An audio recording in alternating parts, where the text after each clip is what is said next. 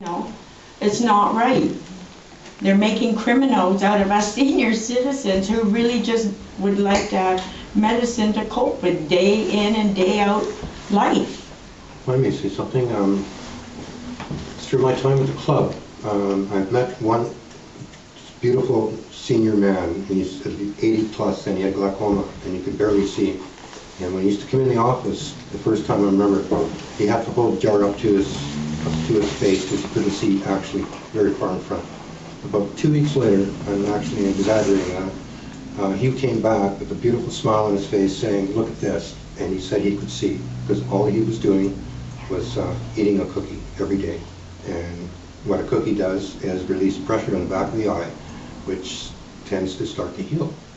And he started seeing. And that was a motivation after that. An 88-year-old man, he calls me, "Boy, thank you very much," and off he goes, and I don't see him for another week.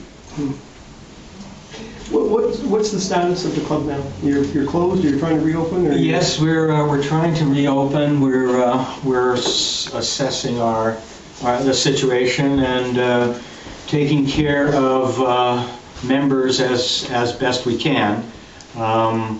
We had there was one delivery that I made on Saturday, the day after the bus. As a matter of fact, this was to a member who has epilepsy, and she had put in an order on the Friday, and the delivery was going to be made that afternoon, and then the police came, and that was the end of that. So we had to get the medicine to her somehow really quickly, because the last time she ran out, she had a seizure. And 4 days in the hospital. Yeah, 4 days in the hospital, etc. It's like this is serious. This is medicine that people have to get. If they don't get it from us, they have to find somebody else that will give it to them, and they have to get the right strain.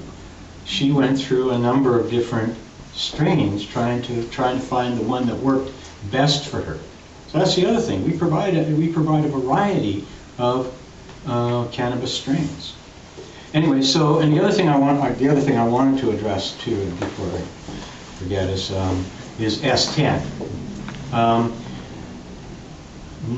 Hardly anybody knows about Senate Bill S10, which is now in committee in Parliament, which increases the penalties for possession of plants, marijuana plants. For instance, anything over 6 plants and over is a mandatory minimum of 6 months in prison. The court has no jurisdiction. If you are convicted with 6 or more plants, you spend 6 months in prison, and with the consequent record that goes with it. And of course, anything, and then beyond that,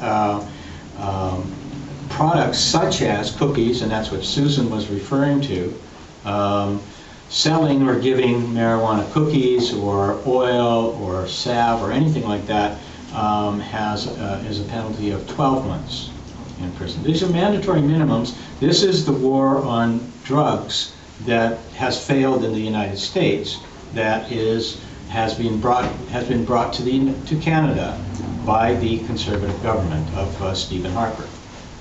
This is draconian. This is draconian legislation, and thankfully the Liberal Party has indicated that they are opposed to the passage of S10. So I encourage people to find out what's going on in this country. I mean, given S10 and the G20, what happened with the police state in Toronto, I think people need to be thinking about what's going on. And the other thing is to swallow their fear, like the Egyptians did, like the Tunisians did.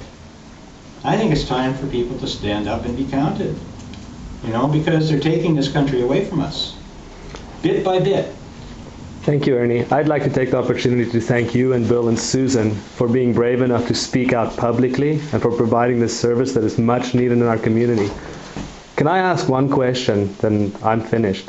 How did it make you feel when the police came into your home to stop what you were doing to help others? I kind of felt raped in a way. Maybe that'd be a bad choice of words. I'm never real smart for words. But it totally tore away from anything that I was thinking, doing, why I was doing it there, why I was helping people. And it had to call on, really had to call inside myself to make sure that I was right, and that's why I'm here today. Absolutely.